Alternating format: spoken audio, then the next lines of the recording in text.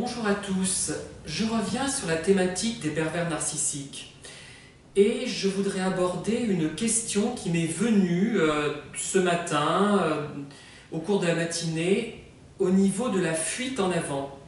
Alors je prends quelques exemples.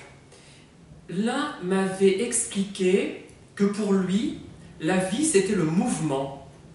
Un autre m'avait dit qu'il était sans cesse en mouvement. Bon, j'ai seulement deux exemples à vous donner, mais je n'ai peut-être pas exploré la thématique avec d'autres personnes manipulatrices en fait. Et je pense que ça a un sens. L'un des deux m'avait même expliqué qu'il vivait une sorte de fuite en avant. Les voyages qu'il faisait de façon presque compulsive équivalaient à une fuite en avant pour lui. Ça fait penser à quelqu'un qui court sur une voie ferrée avec le train qui le poursuit et qui n'a pas l'idée d'aller sur le bas-côté finalement, d'aller soit à droite, soit à gauche en fait. Le deuxième qui m'avait parlé de cette nécessité de mouvement, qui m'avait expliqué qu'il était sans cesse en mouvement, ce qui expliquait pour lui qu'il aimait le jazz. Bon, je vois, oui, avec ce côté très mouvementé que peut prendre cette musique, effectivement. Et c'était également, il m'avait expliqué qu'il était extrêmement malheureux en fait.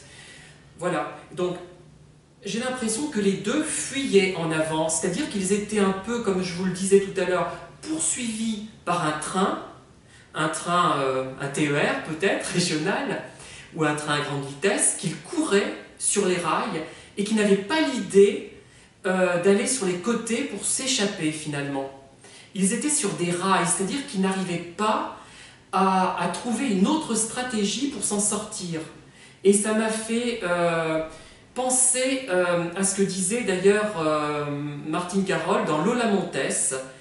Elle est avec Franz Liszt dans une roulotte, enfin dans la roulotte qui la véhicule d'une ville à l'autre, Lola Montes, donc, et elle dit pour moi, la vie, c'est le mouvement. Parce que Franz Liszt lui a expliqué, lui a demandé, mais est-ce que vous n'avez pas envie de vous arrêter à un moment donné, de vous reposer, voilà. Et non, pour elle, la vie, c'est le mouvement. On a l'impression aussi qu'elle est projetée sur une route qui n'en finit pas.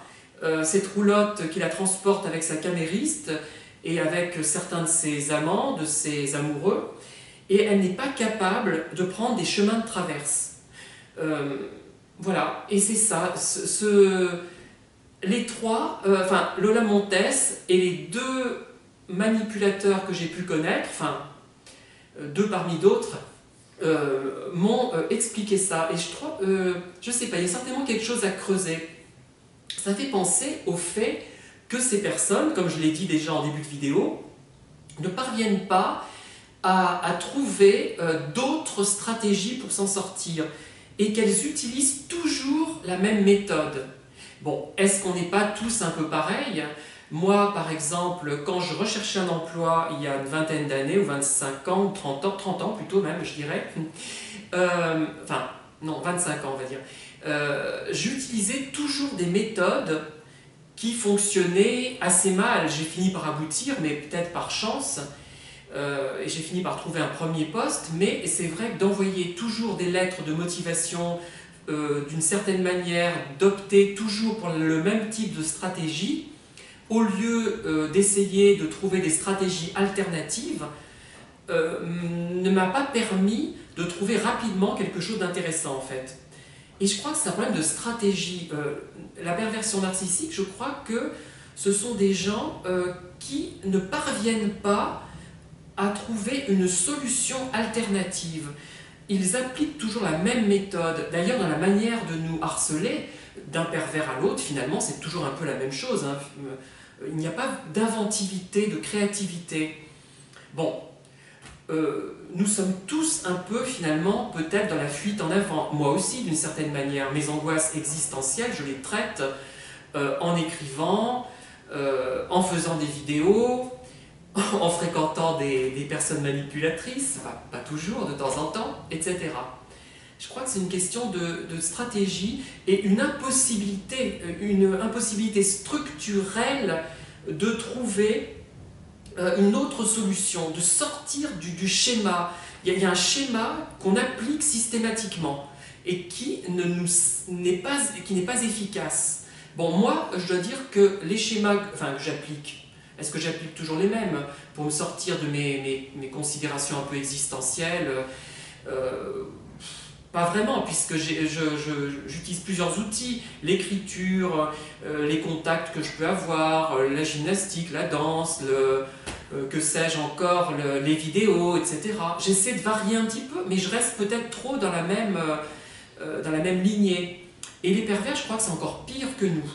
Voilà, je crois que c'est encore pire que je dirais le commun des mortels, si on peut dire. Et ils sont toujours dans le même schéma. C'est une répétition de schémas, de choses déjà expérimentées qui n'ont pas fonctionné. Ça ne fonctionne pas pour eux, puisqu'ils n'arrivent pas à combler l'abîme de détresse finalement qu'ils ressentent. Voilà, donc ce n'est pas une réflexion très très construite que je vous propose, mais je voulais vous en faire part quand même parce que ça m'a frappé. Ça m'a fait penser à cette Lola Montes qui dit à Franz Liszt: pour moi, la vie, c'est le mouvement.